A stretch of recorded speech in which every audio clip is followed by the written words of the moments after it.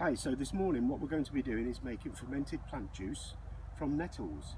So what you need are 250 grams of cut nettles like this. We're going to shred it in a couple of minutes. This needs to be done first thing in the morning when the dew is still on there. Don't do it later in the day. We don't add any more water to it at all. So it needs as much moisture as possible, so as early as you can in the morning to do that. So it's 250 grams of nettles and 180 grams of brown sugar. So what we're going to do is shred this into little tiny pieces, because all of this is going to go into this one jar. So while we're shredding this, we'll pause it there for a second and then we'll come back as soon as it's shredded. So we've shredded all the nettles into very small pieces because we've got to fit that into this jar. I made some on the 4th of June, which is a Saturday, and after a week that's the juice that I got off it. But all you need to do with this is add 2 mils to 1 litre of water in a spray bottle, and then you've got your foliage spray. So this lasts for a long time. There's no shelf life on it, it'll go forever, and you can keep adding to it, which is what we're going to do this week. So I've shredded all the nettles, so now I'm going to add the sugar. You really must mix the sugar in with the nettles, otherwise this won't work, as some people have found out. So I'm going to put all that in, and I'm going to leave that little bit to put a layer on the top once it's all in. So I mix it all together, and it is being mixed together.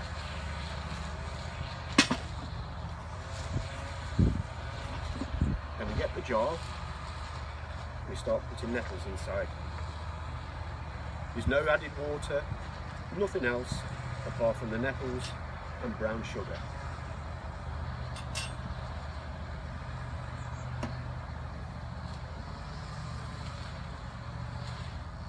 But you need to wear gloves because it'll sting your fingers like there's no tomorrow.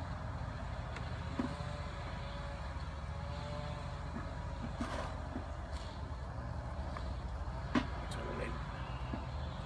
It will be tight, but it does go down halfway.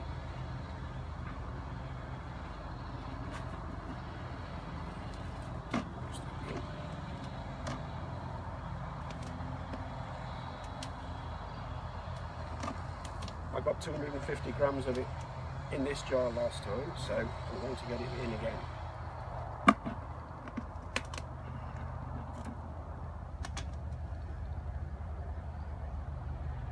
But this is actually fermenting, it's not rotting. So if you just add nettles with water, as a lot of people do, you get an awful smell off that because it's actually rotting away in the water. But there's no odour to this. Well, the slight odour there is, it's just like a vinaigrette which you would spread onto your salads.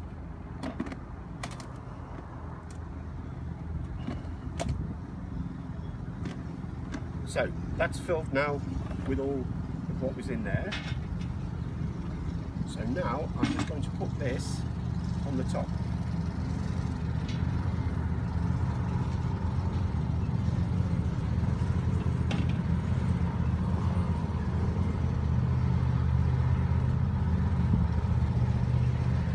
Spread that evenly over the top.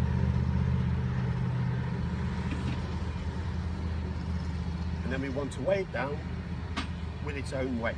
So what we do, we've got another jar. This is just an old mint jar. It has been through the dishwasher. This does need to go through the dishwasher, so it needs to be sterilised before you do this. So the jar has got to fit just inside, like that. And then you put a stone inside, and then you put your lid on. And what I've done on there, that's all ready for doing now. So I've got fermented plant juice and the date that I've done it. This now will go home with me, and I'll put it on a shelf in the kitchen. As long as it's out of direct sunlight, but it's in the light, it will ferment on its own. And by the end of today, you will start to see juice down at the bottom here. And that just weighs down on its own. So the whole of this will be in there. Virtually, you'll only just be able to grab this. What I did, I put a bit of string around the top just to be able to lift it, but that will go down. So that's done now. That's going away for 7 to 10 days. So what we've done, I've made some a couple of weeks ago, so I'm going to show you now how we actually mix it. So this is just my ordinary sprayer.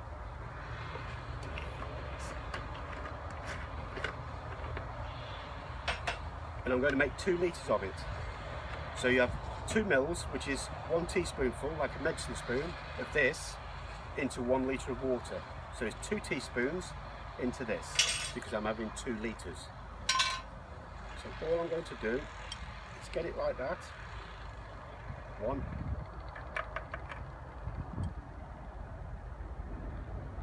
2.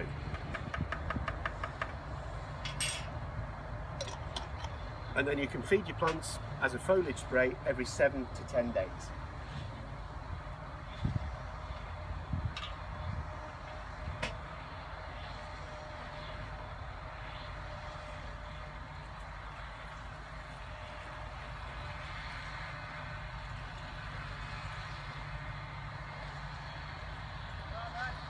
That's 1 litre.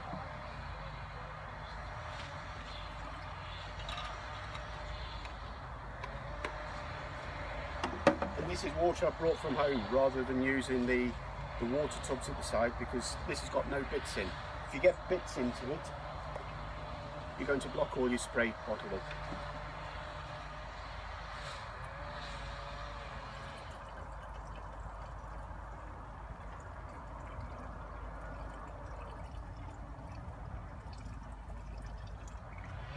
So that's 2 litres.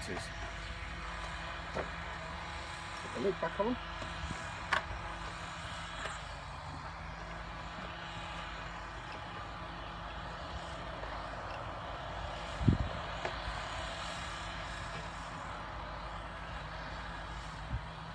So what we'll do now, and I'll show you how we spray it on as a foliage spray. The reason we do it as a foliage spray basically is, you can do it by watering can, but if you do it by watering can, you're watering everything, the soil, well, this is compost, but you're watering everything. Then the roots have got to find the moisture. They absorb it through the roots, then it's got to go into the plant. It could take 2 or 3 days before it starts getting nourishment in the actual plant itself. Doing it as a foliage spray, you spray it all the leaves or whatever, and the plant is actually absorbing the moisture within the hour. Sometimes it's within minutes. So I'm just going to bring this down and I'll pump it up and I'll show you how we get it going. So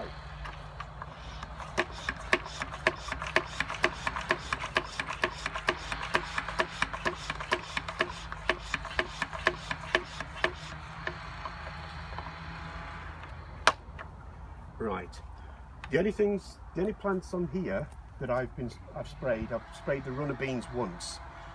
With no dig, there's no reason really to add any extra additives.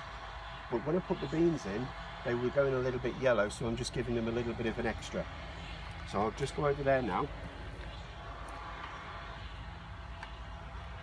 And all we do is just spray the leaves.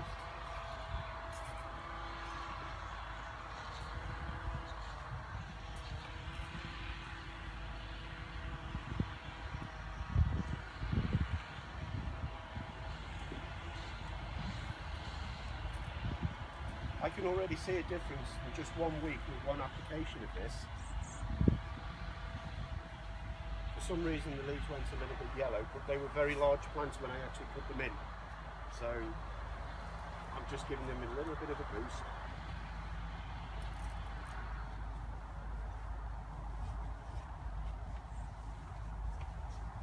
And by only doing the leaves, I'm not spraying into the compost or into the roots, so I'm not wasting any of this, so this can go a long, long way. And you can do your flowers, any sort of your plants. All it's doing is putting the natural NPK back into your plants to save you going to the garden centres and paying a lot of money for other additives that you can add on to it.